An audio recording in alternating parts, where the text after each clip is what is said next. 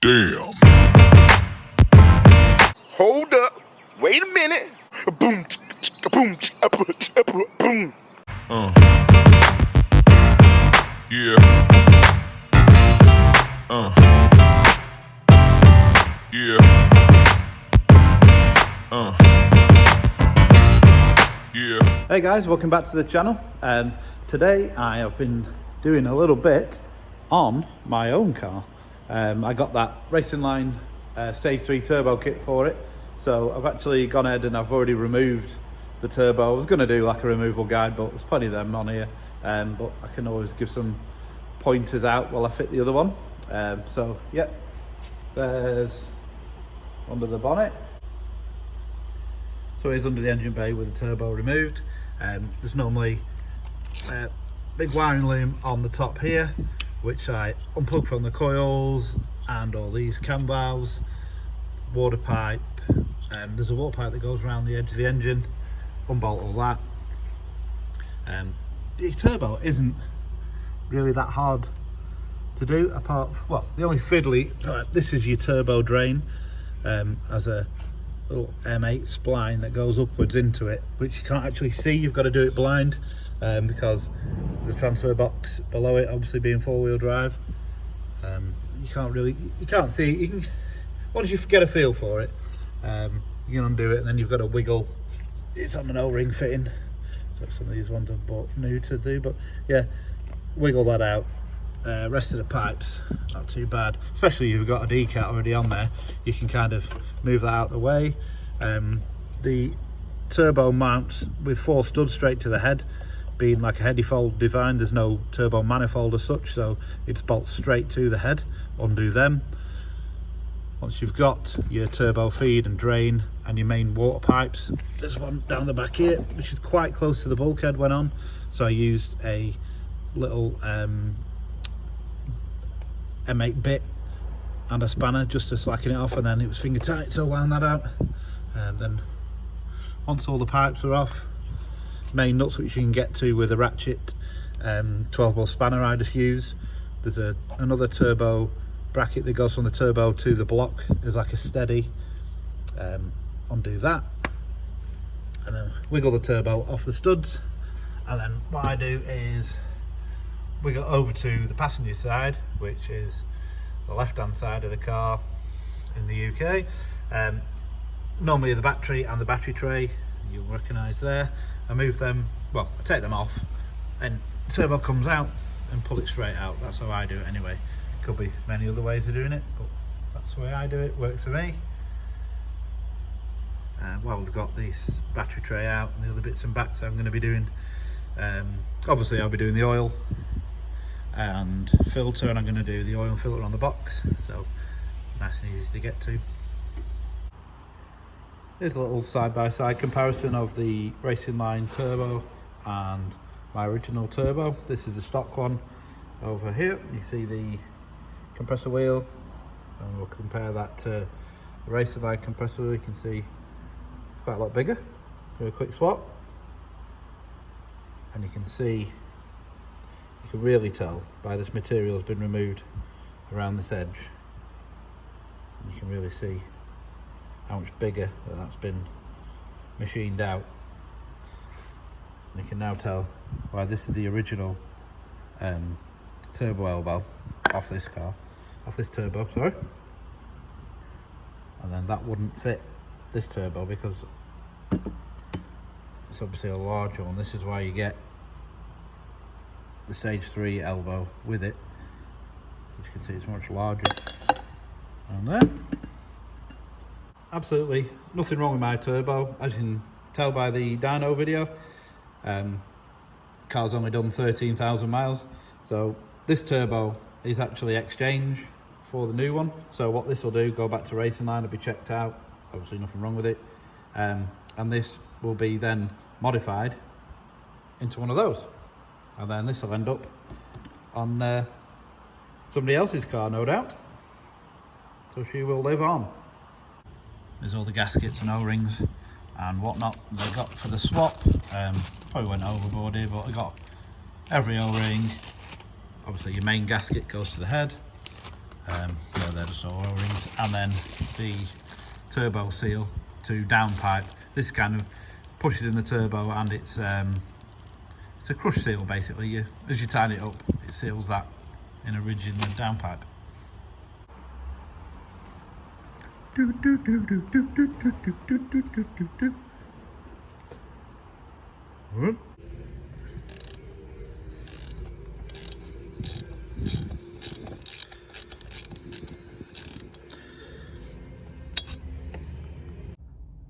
So that's both water pipes on and oil feed and oil drain fitted, turbo bolted on. The oil drain pipe on these is quite interesting to get back on. Anybody of you out there who've done turbos on these, you'll feel my pain. Probably took me about 15 minutes to get the bolt in. So we've got most of the stuff swapped over now. It's got the water pipe that goes around the engine, which is held on with some T30s. There. Got a water pipe going downwards, the top of the cylinder head. Water pipe going to the turbo there. That goes down to your heater core down there. That pipe comes around the corner, goes down there. Bolts on, comes around to the top of the radiator. Lander probe swapped over. Muffler delete.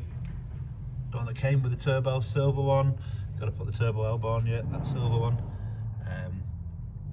Yep, not far off. Put the loom back on. Battery back in. Won't be too far off.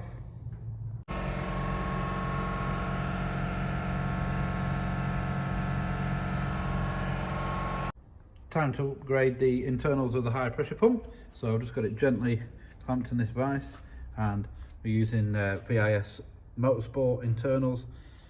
This is the actual part that goes inside. It's a larger diameter, gives you more pressure. It's a tool to actually take the internals out. So let's go. That's the internals split apart. You can see this is the original one out of the pump, and then you've got the VIS internals there, put them next to each other. See a bit of a better visual of the size difference. So to get that out, it's got a spring. This internal goes through there. It's got a retainer on there, so you just use a hydraulic press, push the middle down, and it pushes the retainer off, and then you can swap the internals over. Bit fiddly, not for everyone, but this is how you gain all that flow and pressure with the bigger piston. That's the internals in.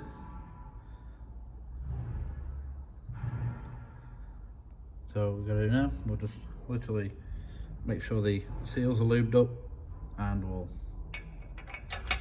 fit it back in the pump, fit it to the car. The VIS Motorsport internal kits and also pumps with the internals already fitted are available in our web store. Links in the description, go take a look.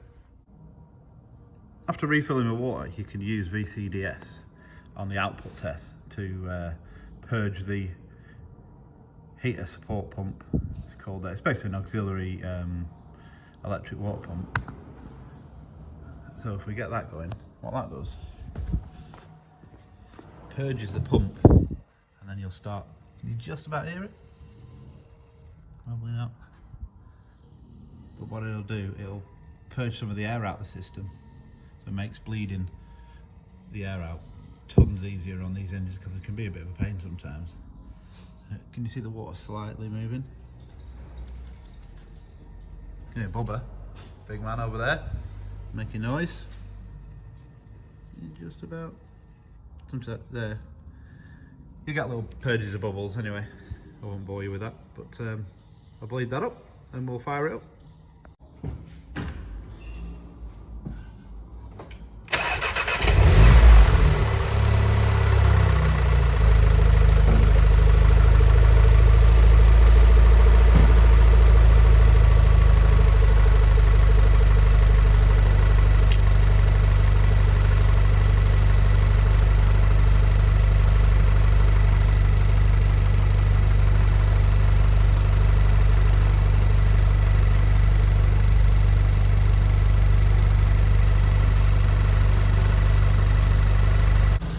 So now I'll leave that running for a bit, rechecking all the pipework I put on the turbo for any leaks or little drips, checking the coolant level the whole time. It's got a little bit aerated, it'll take some water in. Yeah, and generally check it over while it gets up to temperature.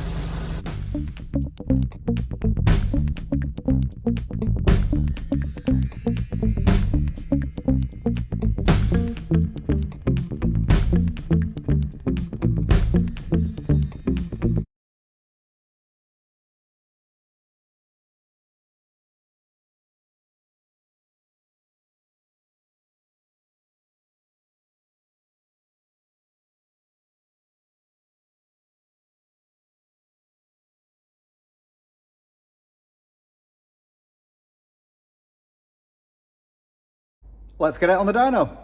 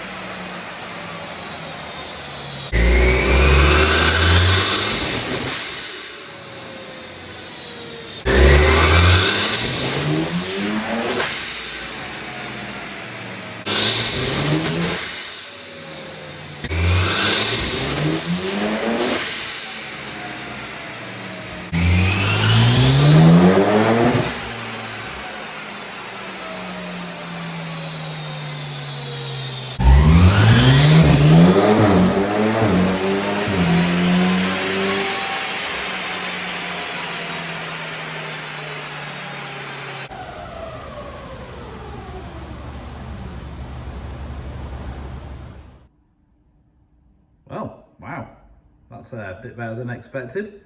We got 511 horsepower, 440 foot-pound of torque, flat torque curve, makes power all the way to the rev limit. Wow, can't wait to give it a drive. And as if by magic, it's off the dyno and I've swapped the wheels. Let's go and take it on the street for a test drive. And this is genuinely the first time I've driven it on the road. So let's go and have a go. So just having a test drive in the Golf, get it up to temperature. Roads are a little bit greasy, but you know, see if we can't do a couple of pulls in it.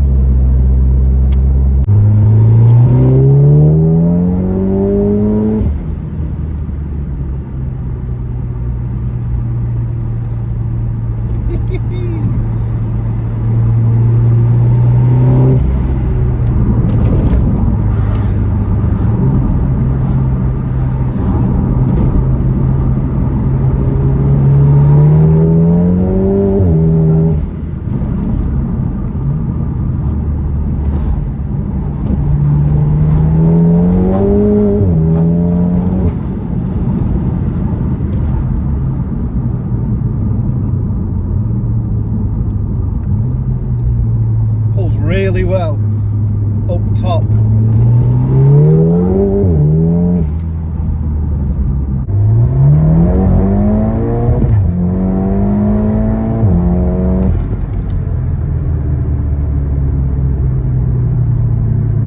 Doesn't seem super laggy, to be fair. I was scared it was going to lose some of that low down punch that you get with the, you know, the stock size IS38, but it's not noticeably laggy, to be fair.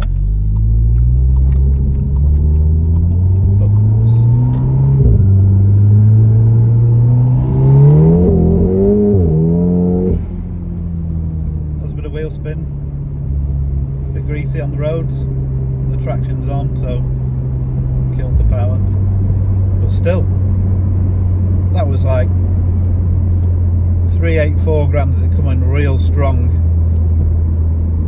Then, well, wanted to spin the wheels basically, which is pretty cool, isn't it? Or is it? Yeah, pretty cool.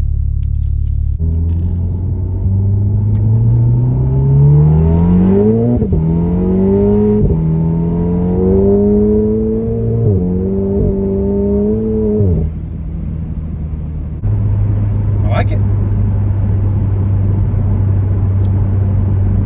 The difference in pull in the higher rev range is night and day different. It doesn't run out of legs up stop, and if you want it to, it'll bang off that rev limit like it just wants to carry on pulling to 8-9 grand.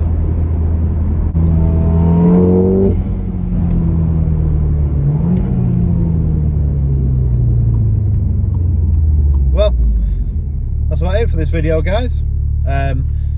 Next video on the Golf, we might get the draggy out, do some times, do some pulls, see what it does. But I hope you like the video, and remember to like, share and subscribe. And Yeah.